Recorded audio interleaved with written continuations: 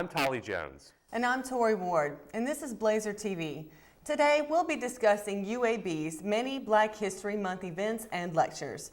We also will be premiering our UAB Bazaar series with a very interesting guest, to say the least. We will also be taking a look at UAB fan support as we are approaching the season's end and the Blazers are looking to make an NCAA tournament run. The month of February is filled with several events focused on Black history. The festivities kicked off with the Chicago Afrobeat Project performing the opening ceremony last week. That's only the tip-off to a month filled with many events for Black History Month here at UAB. Our very own Marlisa Willis has more on the celebration of Black history from around campus. The Black Student Awareness Committee kicked off Black History Month February 2nd with its opening ceremony. The opening ceremony featured the Chicago Afrobeat Project. This musical ensemble played everything from traditional African music to modern-day jazz, taking UAB students on a rhythmic journey through African American history. Along with the opening ceremony, students had the opportunity to attend various films, lectures, forums, workshops, and even a church service at the historical 16th Street Baptist Church. Black History Month is a celebration of the achievements made by African Americans throughout history. Founded by Dr. Carter G. Woodson, the month pays homage to the long journey Blacks in America have taken and sets the foundation for a promising future. For Blazer TV, I'm Marlisa Willis.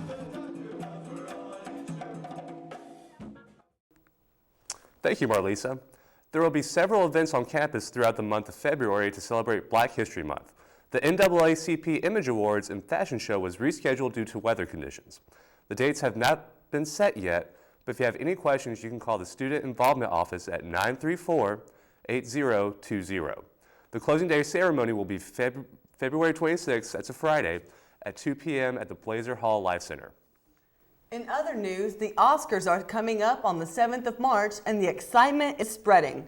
This year, the Best Picture race isn't as tight as it has been in the past because there are 10 movies up for the Oscar, whereas in recent years, there has only been 5.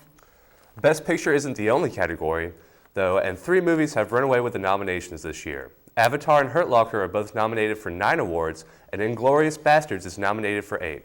Let's see if local film enthusiasts will be tuning in and what they think will take home the coveted Oscar this year. What's up? This is Kyle Roberts. I'm out with the commoners finding out whether they're going to tune into the Academy Awards, and if so, what they think will win. Out of all the movies I've seen, I think Up, Inglourious Basterds, Avatar, Up in the Air, District 9. I think I'd have to pick Inglourious Basterds. It's real bloody. I like it. It's crazy. It's good. Tarantino, I love it. I have seen all of the movies up for Best Picture multiple times, at least 3 or 4 times, and I do believe that Inglourious Basterds should win, although Avatar probably will. I really love Avatar and the blue people, the Na'vi. They're just so magical. I saw District 9. That was good. I like aliens. You know, it was cool. Had a lot of blood and guts in it. You know, I just didn't like all the, I didn't like all the bad language in it. It was foul. I didn't like that. I saw a lot of movies. I saw G-Force. I really like hamsters. Something about those hamsters, man. I had them when I was a kid. And, you know, that might be best movie of the year for me. Who loves the sun? Who cares that it makes plants grow? Well, there you have it. Another interesting thing about this year's Best Picture race is the way they are being tallied. This year, voters ranked their movies with a 1 through 10 instead of just casting their vote for the win.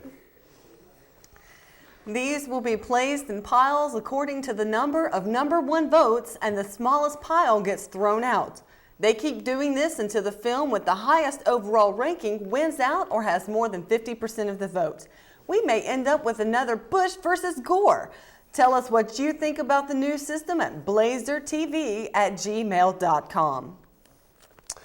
Next on Blazer TV, UAB is having one of the best starts they have had in years. With Bartow Arena being sold out for several games, we are hoping that UAB's fan support will continue to bring them to a strong finish. With the Memphis game just around the corner, Brittany Hill will find out how the strong fan support is affecting Bartow Arena and the Blazers. 1, 2, 3, 4. Fan support has surged this past year as the UAB men's basketball team has had their best year yet. We are expected to sell out Bartow Arena as UAB takes on longtime rival Memphis on March 3rd. You can expect to see super fans like Mitch Miller and the Mortal Kombat boys as well.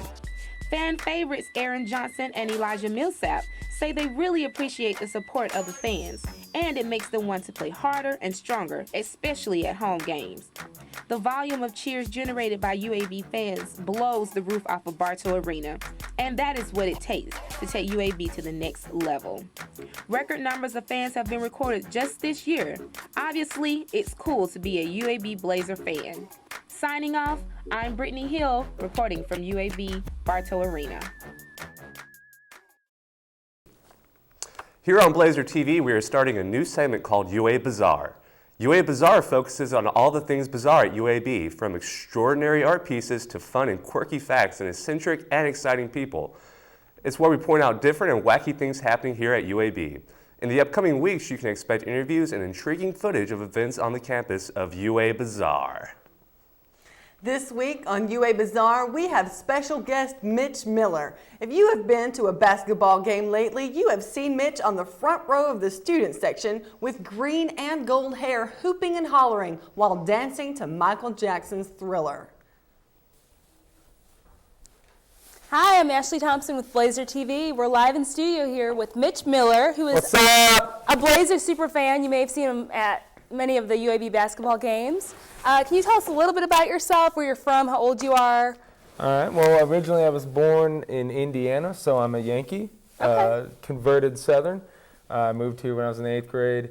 I started doing basketball, dancing crazy stuff when I was in high school, and then came to UAB. I was mascot for a year, actually. Okay. I was Blaze for about a year. What makes you so bizarre? What's so bizarre about your dancing that people, recognize you? Well, I think the first thing is the dancing. The dancing is the first thing. It's just so crazy. I do this thing called the stab and jab, and it's just all over the place. And I can teach people how to do it. It's really easy. I'm about to teach you how to do it. Okay. And so that's the big thing is the stab and jab.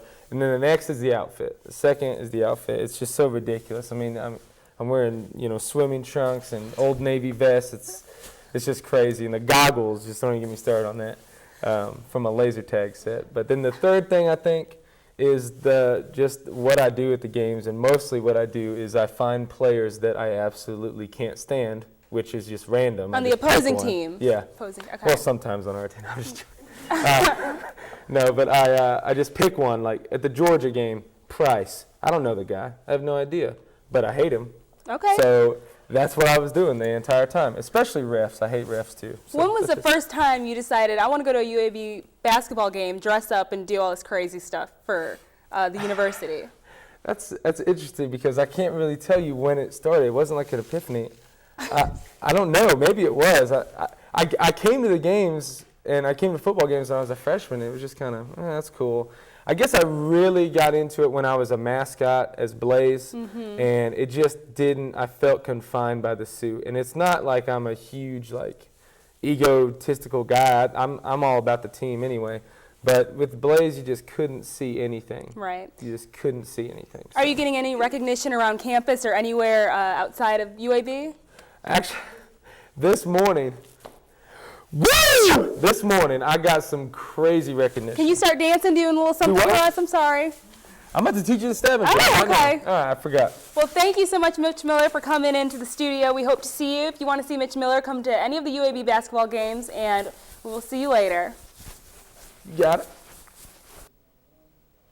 Well, that's all we have time for in this segment of Blazer TV. If you have any ideas about stories you would like to see aired on Blazer TV, please feel free to email us at blazertv@gmail.com. I'm Tori Ward. And I'm Tolly Jones.